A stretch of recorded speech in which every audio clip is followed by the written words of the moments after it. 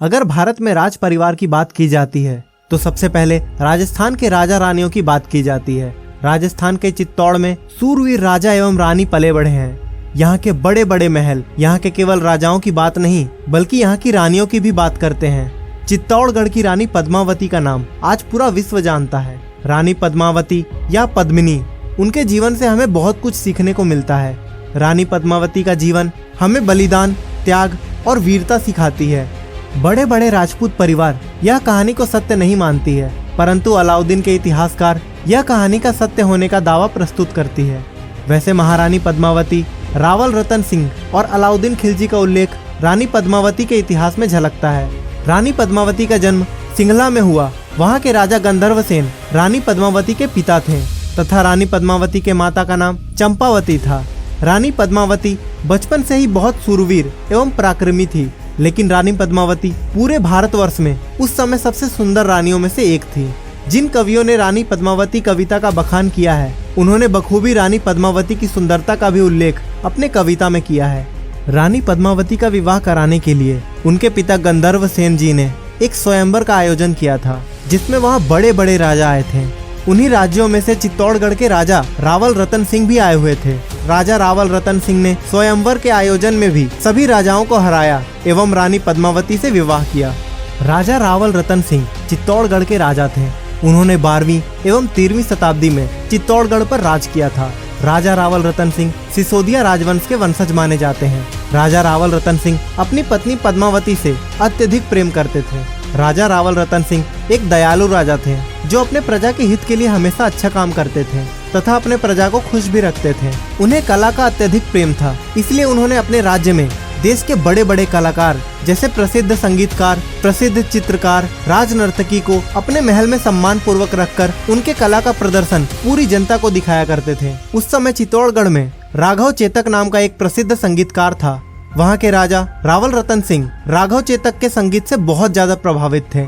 लेकिन ताज्जुब की बात यह है कि राघव चेतक संगीतकार के भेष में एक तांत्रिक था, जिसे काला जादू आता था।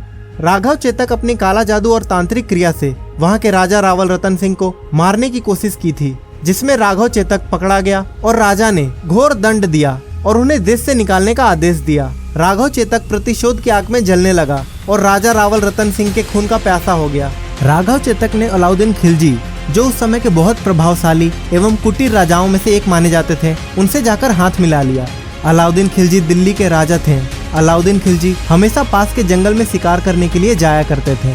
यह बात राघव चेतक को पता थी। एक दिन राघव चेतक की मुलाकात अलाउद्दीन खिलजी से हुई। दरअसल बात ये थी कि राघव जानबूझकर जब भी अलाउद्दीन खिलजी जंगल में जाया करते थे, उस समय मधुर संगीत एवं बांसुरी बजाकर अपना ध्यान खींचा करते थे। कुछ समय तक अलाउद्दीन खिलजी ने इस बात को अनसुना किया एवं उसकी ध्वनि को ध्यान भी नहीं दिया। लेकिन अलाउद्दीन खिलजी ने सोचा कि इतना मधुर ध्वनि आखिर कौन बजाता है। अलाउद्दीन खिलजी ने आदेश दिया अपने सैनिकों को और कहा कि जो भी यह ध्वनि बजा रहा है उसे मेरे समक्ष प्रस्तुत करो।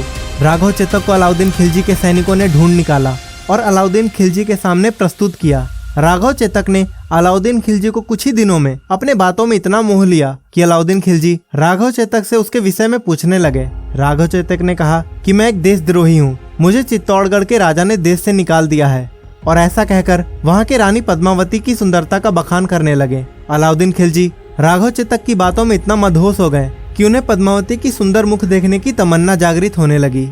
रानी पद्मावती की सुंदरता में मदहोश होकर अलाउद्दीन खिलजी चित्तौड़ के राजा से युद्ध करने के लिए अपने सैनिकों को लेकर अपने विशाल सेना के साथ चित्तौड़गढ़ पहुंचा। जब अलाउद्दीन खिलजी चित्तौड़गढ़ पहुंचता है, तब वो देखता है कि चित्तौड़गढ़ की सीमा सुरक्षा काफी मजबूत है और इसे तोड़ना लगभग नामुमकिन है। इसलिए अलाउद्दीन खिलजी अपने विशाल सेना के साथ चित्तौड़गढ़ की सीमा सुरक्षा से थोड़ी दूर पहले ही रुक जाता है। लेकिन अलाउद्दीन खिलजी की तीव्र इच्छा और बढ़ जाती है रानी पद्मावती को देखने के लिए। महीनों गुजर जाते हैं अलाउद्दीन खिलजी को चित्तौड़गढ़ के सीमा में डेरा डाले हुए। अलाउद्दीन खिलजी एक खूंखार शासक था और उन्हें ना सुनने की आदत बचपन से ही नहीं थी, इसलिए वो पद्मावती को देखने के लिए अड़ा था। आखिरकार अंत में अलाउद्दीन खिलजी राजा रावल सिंह को एक पत्र लिखता है, जिसमें अलाउद्दीन खिलजी कहता है कि मैं रानी पद्मावती को एक बहन की हैसियत से एक बार बस देखना चाहता हूँ। राजपूताना खानदान में किसी औरत से मिलने का जिक्र करना यह शर्मनाक बात कही जाती है। पद्मावती एक महारानी थी एवं उन्हें बिना पर्दे के देखने की इजाजत किसी को नहीं थी। आखिरकार राजा के सामने उनसे बड़ा उनका राज्य पाट और उनका मासूम प्रजा था, इसलिए राजा रतन सिंह मान जाते हैं। रानी पद्मावती रतन सिंह की बात मान लेती है, लेकिन रानी की एक शर्त होती है। शर्त यह कि अलाउद्दीन खिलजी उन्हें सिर्फ आईने के प्रतिबिंब के रूप में ही देख सकते हैं। यह बात अलाउद्दीन खिलजी मान जाता है एवं अलाउद्दीन खिलजी और उनके साथ का एक सैनिक महाराजा रतन सिंह के महल में प्रवेश करता है। एक निश्चित समय पर महारानी पद्मावती को आईने के सामने आना होता है और उसी वक्त अलाउद्दीन खिलजी को वह प्रतिबिंब देखना होता है। जैसे ही रानी पद्मावती आईने के सामने आती है, उसी वक्त अलाउद्दीन खिलजी उन्हें प्रतिबिंब में देख लेता है और मानो खिलजी अपना सुध-बुध खो देता है। अलाउद्दीन खिलजी अब रानी की सुंदरता को देखकर इतना मोहित हो जाता है कि वह ठान लेता है रानी पद्मावती को पाने का और महल से जाते वक्त राजा रतन सिंह को अगवा कर लेता है। राजा रवल रतन सिंह को अगवा करने के बाद अलाउद्दीन खिलजी महल में एक संदेश भिजवाता है, जिसमें लिखा होता है कि अगर आपको राजा वापस चाहिए तो रानी को देना होगा। अब सागरा चौहान राजपूत एवं जनरल गौरा एवं रानी पद्मावती मिलकर एक योजना बनाते हैं और अलाउद्दीन खिलजी को युद्ध करने का चुनौती प्रस्तुत करते हैं। युद्ध की रणनीति इस प्रकार थी कि कुछ पालकी राजमहल से खिलजी तक भेजी जाएगी। वह पालकी में महारानी एवं दासियां नहीं, बल्कि वह पालकी में राजमहल के जाबाज सेना होंगे। खिलजी की सेना तक पहुंचते ही वह पालकी पूरी सेना खिलजी की सेना को काफी हद तक मार देती है और उस युद्ध में जनरल गौरा शहीद हो जाते हैं और एक घोड़े की मदद से राजा रावल रतन सिंह अपने महल में पुनः पहुंच जाते हैं। रतन सिंह के वापस जाने से अलाउद्दीन खिलजी अपने आप को बहुत ज्यादा अपमानित महसूस करने लगता है और क्रोध में आकर खिलजी की विशाल सेना चित्तौड़गढ़ के पूरी सीमा को घेर लेती है। धीरे धीरे कुछ वक्त बाद चित्तौड़गढ़ में राशन एवं खाने पीने की लाले पड़ने लगते हैं। अब राजा रतन सिंह के पास कोई और दूसरा रास्ता नहीं बचता। अंत में वह चित्तौड़गढ़ का रास्ता खोल देते हैं, जिससे खिलजी की सेना चित्तौड़गढ़ में घुसने लगती है। पद्मावती समझ जाती है कि खिलजी की विशाल सेना के साथ हमारी सेना लड़ नहीं पाएंगी और मुझे खिलजी के साथ जाना पड़ सकता है। इसलिए रानी एवं वहाँ की सारी औरतें जौहर कर लेती है। जौहर का मतलब होता है आग में कूदकर आत्महत्या करना। माना जाता है कि 26 जनवरी 1303 को रानी पद्मावती के साथ चित्तौड़गढ़ की सभी औरतों ने मिलकर जौहर कर लिया था। अब वहाँ के मर्दों के पास लड़ने के अलावा और कोई दूसरा चारा नहीं था। वह मरते दम तक लड़ते रहे। अतः खिलजी की विशाल सेना के साथ वह लड़ नहीं पाए और अपनी जान गंवा दी।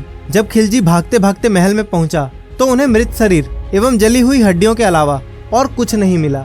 महारानी पद्मावती ने अपनी पवित्रता होने का सबसे बड़ा प्रमाण दे दिया था। तो दोस्तों, हमें उम्मीद है कि रानी पद्मावती की ये कहानी आपको बेहद पसंद आई होगी। अगर हाँ, तो इस वीडियो को लाइक जरूर करें और हमारे मिस्टीरियस थिंग्स चैनल को अवश्य सब्सक्राइब करें। तो दोस्तों, इसी के साथ अलविदा, लेकिन जल्द ही मिलेंगे एक नए वीडियो के साथ।